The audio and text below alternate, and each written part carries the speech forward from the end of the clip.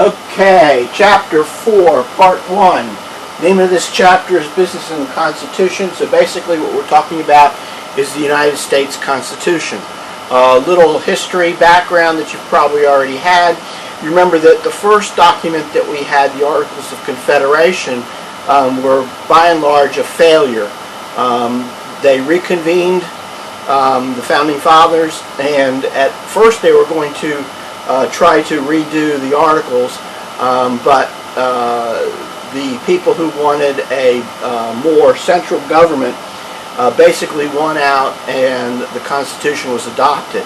So remember that the Constitution, as the debate was going, was a compromise between those who wanted a strong central government and those who wanted the states to have most of the power.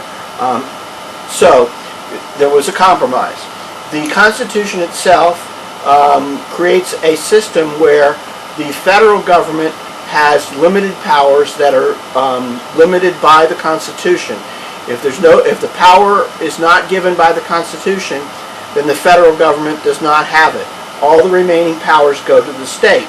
The flip side of that is that the U.S. Constitution and federal law trumps state law. So anything in the state law, whether it be statutes or the Constitution, that contravenes the U.S. Constitution is void and not legal. The other thing to keep in mind is that every state also has a constitution. Okay, so we begin with the concept that I just mentioned, which is federalism, that the federal government and the state government share power, and each has their own sovereignty.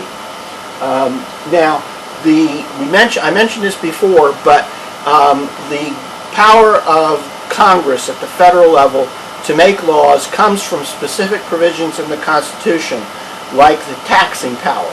The main power, or the one that's used the most in modern days to authorize Congress to make laws, is the Commerce Clause.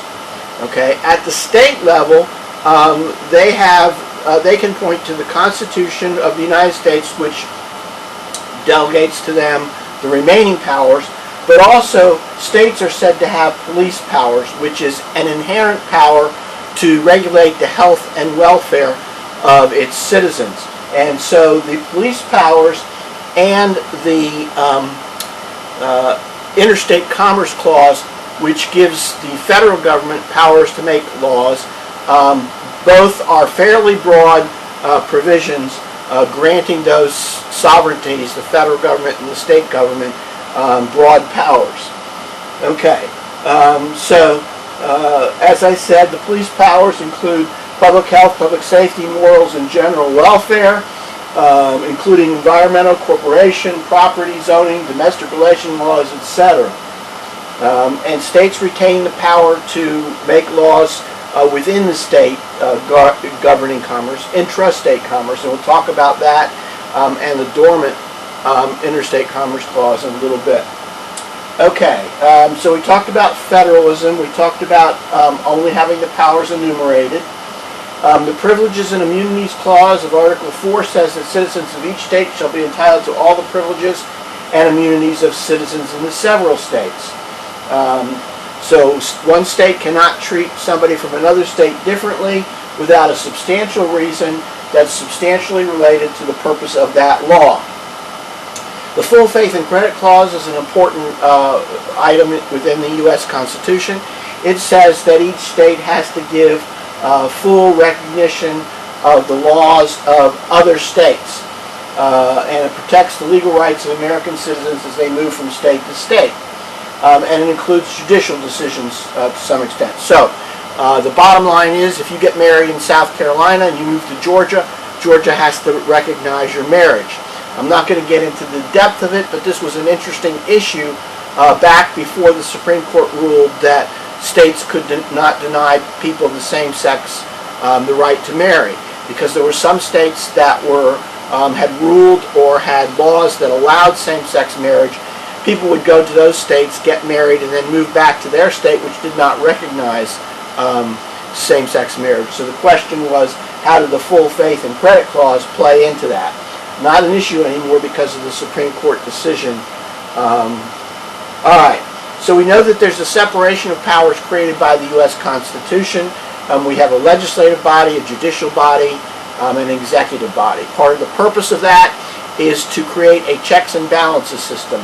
Each branch has a way of checking the other branch of government. For example, if the legislative branch passes a law, the executive does not have to enforce it. The judicial branch could declare it unconstitutional. If the executive branch does something, the legislative branch can pass a law to change that, or again, the Supreme Court can rule it unconstitutional. If the judicial branch interprets a law a certain way, Congress can pass a new law or a constitutional amendment, or the executive branch can refuse to enforce it. Okay, so we have that system of checks and balances. The role of the judicial branch, of course, is to review the acts of the other branches to make sure that they conform to the law, to interpret the law, and to apply the Constitution to make sure that laws and the actions taken under those laws are constitutional. The executive branch enters into treaties, enforces the laws, and the president has veto power over legislation passed by Congress. In addition to that, to some extent, and there's a lot of controversy in this area in the last several administrations, the president has the power to issue executive orders which are or have the effect of law. And sometimes those are within the president's authority, and sometimes they may not be, and the judicial branch has to say so.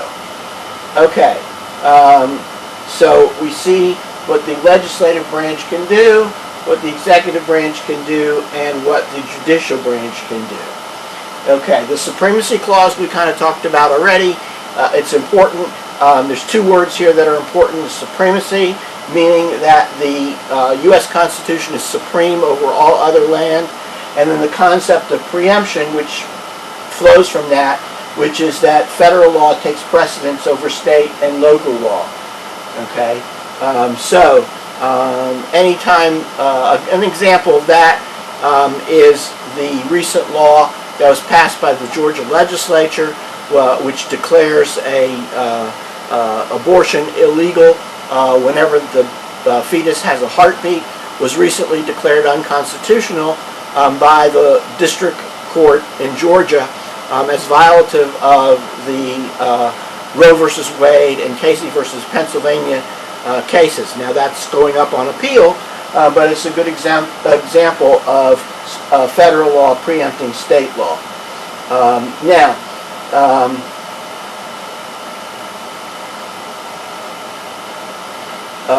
We always look at congressional intent. That is, what's the intent of Congress when they pass the law, and that's part of what the Supreme Court does, and will determine whether Congress intended to exercise exclusive power or intended to share powers with the state.